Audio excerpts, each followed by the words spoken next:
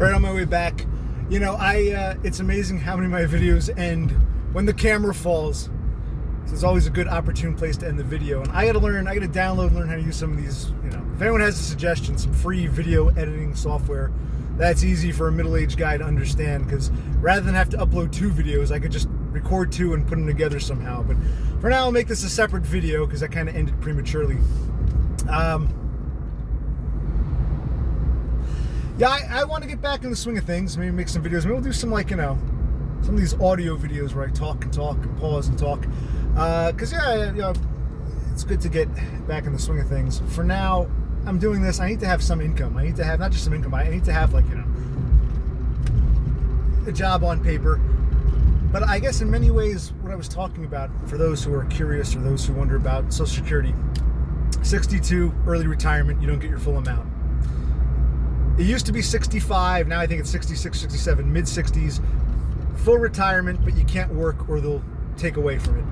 72, you get full retirement benefits, and you can work as much as you want. Like at the furniture store, there's this old guy, this retiree, and he used to work on the truck line, and he was telling me he's like, I think he's 74. He's one of those people, I like to work a few days a week. He would work, like, you know, 3 days a week for 4 or 5 hours. Just in the mornings, you unload the truck at the furniture store, you know.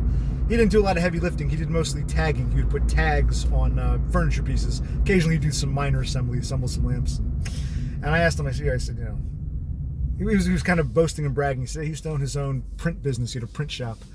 And he did that for many, many years, and he sold it, and he finally, he waited till 72 to retire. And he said, you know, it's almost like a part-time job. He said it's like, so, you know, Social Security pays him a decent wage because he's paid into it for all these years.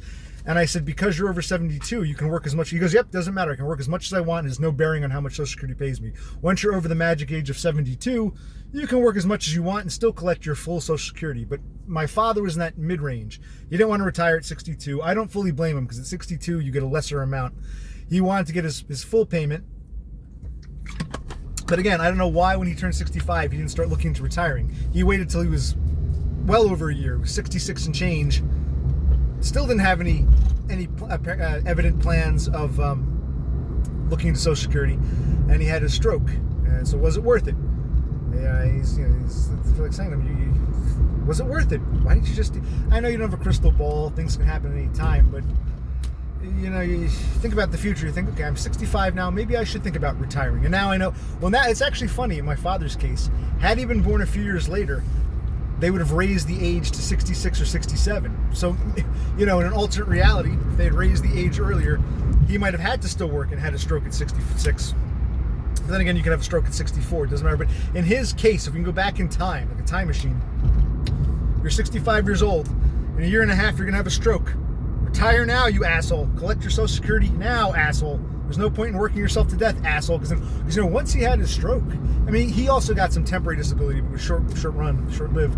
He didn't have any income. So it's like he didn't accomplish anything by not retiring at 65 like he should have, because he was eligible at 65. By not retiring at 65, still working at 66, it's like he had a stroke. It didn't prove anything. He had to retire anyway. And my mother was a little different. I'll tell you about my mother, because I guess we're talking Social Security before I get back. Because it all ties in with me. I guess this is a learning curve for me. So we talked about the magic ages. 62, you can take an early retirement. Mid-60s, whatever it is now. It was depending on the year you were born. It used to be 65. I think now it's 67, whatever it is. You can take a full retirement, but if you keep working, you got to pay back. They won't give you the full amount. So you stop working and draw your Social Security benefits, or you don't bother retiring. Because if you retire at 60, whatever it is now, 67, and you decide you want to work part-time for some extra income, they'll reduce your Social Security payment. Once you hit 72, sky's the limit. You can work all you want, and it has no bearing on your income. But what about those who are under 62, those who aren't ready to retire yet, those who are, quote-unquote, disabled? Remember, my father is not disabled, even though he had a stroke, and it's pretty debilitating, because he was already 66. In his case, it was just I had to sign him up for regular Social Security. So in his case, it made no difference whether you're a stroke victim or you're perfectly healthy. If I can go back in time, retire at 65, get your money now, because it makes no difference. at 66 you're going to have a stroke and it's going to be the same amount of money as if you'd retired at 65, you idiot. But anyway, so my father is technically not disabled on paper because he was already of retirement age when he had a stroke. But for those who are not yet 62, they can't take an early retirement, they can't take a full retirement. Those who are 62 and they become disabled before the age of 62, you're disabled. That's when we talk Social Security disability insurance. And that's what I want, because not out of laziness. I got to get to my other stories. I don't know if I want to talk about them on the road, but I want to do little visuals and shit. But I got to talk about how, all the bullshit I've been through. It's surreal. I've gone through some, you think I have some stories to tell. One story would be crazy. The fact that I've had 10 wacky stories. It almost sounds like I'm crazy. If I walked up to you on the street and told you all the shit that happened to me, you'd probably think this guy's nuts or he's delusional or he's a liar. But I got to tell my stories. I've had some real, it was never the work itself. It was always the people. I've had some very, very bad experiences. Look up workplace mobbing. I've had some violent encounters, none of which I see coming. All like, what the fuck? So I don't trust people. I don't get it. I'm very much a live and let live. I can be critical of others, but I don't want to harm anyone. I've had people try to get me fired from jobs. Not even the bosses, other employees that gang up, let's get rid of him. I have all kinds of stories to tell, and I never understood it because I might be critical. I might say that guy's kind of lazy or that guy's kind of slow, but I've never wanted to see someone ruined, or I've never wanted to violently attack someone because they annoyed me. But apparently, I trigger people, and I've always said it's not you do X, you do X, the variable, and Y happens. I don't think it's as simple as I did X, therefore Y. I think a lot of these people have a predisposition to hating me, and then any little thing sets them off. If you're a regular person, you say, hey, how you doing? Hey. If you're already hated, hey, how you doing? Fine, go fuck yourself. What I'm getting at is, it seems like I think a lot of these people have a pre-existing hatred for me, and I think it could be my face, because I'm an ugly fuck, but I think it's my autism. I think the way I present, I would have probably been diagnosed with Asperger's before they merged all the diagnoses. But as I said, I was diagnosed with autism recently, less than a year ago, last September 23, after having suspected Asperger's since I was in my mid-20s. But I'll share these stories, and some of the reason why it's well, why am I working? Why am I if I'm not going to be treated like a normal human being, why am I doing this? Now, this job here, it's a lot of old guys, no problem so far, although they're getting a little asshole-ish. I don't like, little things like, oh, I went to this new place. You want me to deliver in the front or the back? Because when you go to any kind of auto body shop or a car dealership or a garage or wherever you're going, all places have different protocols. And went to one I'd never been to before. When I went back, I asked before I went, I said, oh, you want me to deliver in the front or the back? The guy got all snooty with me. Well, you figure it out. And I'm like, okay, man. This isn't the end of the world. I have a thick skin. That doesn't bother me. But that's just a little tip of the iceberg of some of the weird, bizarre bullshit I've gone through in my life. I'm going to go down this nice little side street here, because if I go that way, there's a light and a left turn arrow, and it's a pain in the ass. But this is look at these nice, big but older houses on this nice little side street here. Wouldn't it be nice to be able to afford to live here? No, I wouldn't want to live here because too much grass to cut. I'm getting tired of cutting. That's another thing. I gotta cut the grass. Christ. I have a little push mower. I think I cut the grass 3 weeks ago. It was good for a while. Then we got some rain. Now I got mostly weeds. The lawn is mostly weeds. I got to cut the grass, but I got to work every goddamn day. This is this job Monday through Friday, and it's supposed to be alternating Saturdays. Although occasionally they'll want me to come in for Saturdays back to back. You work last Saturday, work this Saturday, and of course you're going to work the following Saturday. You know what I mean?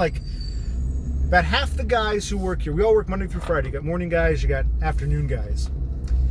But on Saturday's the exception. We all come in at 8 o'clock, 8 in the morning. So during the week, Monday to Friday, half the crew is morning, half the crew is afternoon. We overlap Monday through Friday. But Saturday, everybody comes in, because Saturday's a slower day, not as many garages are open or they're working reduced hours. So it's 8 a.m. to 4:30. And everyone comes in at the same time. So I got to be up early on Saturdays. I'm used to getting up, late morning. I got to be up extra early on Saturday to make sure I'm here. But the way it works is only half the crew comes in. We alternate, even odd Saturdays. So every other Saturday, about half the people come in. So I'm going to see I see the same people every Saturday. The next Saturday I'm supposed to be off. The half of the crew that I don't see comes in that Saturday, and vice versa. We alternate. But let's say I'm, for argument's sake, let's say I'm every even Saturday. and they asked me to work an odd Saturday. That's cool, but that means I'm working so I can do 3 Saturdays in a row. And I want the money, but I also need time off because I got to move my parents out. We got to set a date. I got to sign leases. I got to figure out when I'm going to move my parents. I guess I'll have to do it on a Saturday or a Sunday. I don't know if I can move them on a Sunday. I got to see if this complex I'm moving them to allows for Sunday. Some places don't want you to move them in on a Sunday, so I got to sign a. So long story short, I've been working these past few Saturdays. So this Saturday I should be off. So hopefully I'll have an actual 2-day weekend, which would be nice, and I'll figure out what I'm doing with my parents. I'm supposed to go Friday morning before I come to work and look over the lease and see about, how to move them in. So hopefully if they don't ask me to work this Saturday, I can see if I can move my parents or do some measuring and see when we can move them in, pick a date, that sort of thing. And I'm not going to be ready to move them this Saturday. And the following Saturday, I've got to work. So like 2 weeks from Saturday, I guess we can move them in. But I think they got to be in by, I think it would be July. I guess the release would start July 1st. So I'm going to figure out what I'm doing with it. So it's just a lot. It's a lot. But thank you for listening to me ramble on my tailbone. No, I say I get sidetracked, but I'm almost back. I get sidetracked. I get so fucking sidetracked. I want to talk about Social Security. And what about those of us who aren't in the 62 or mid-60s or 72 camp, which is what I want to be in, but I'm not. We'll talk about that next time.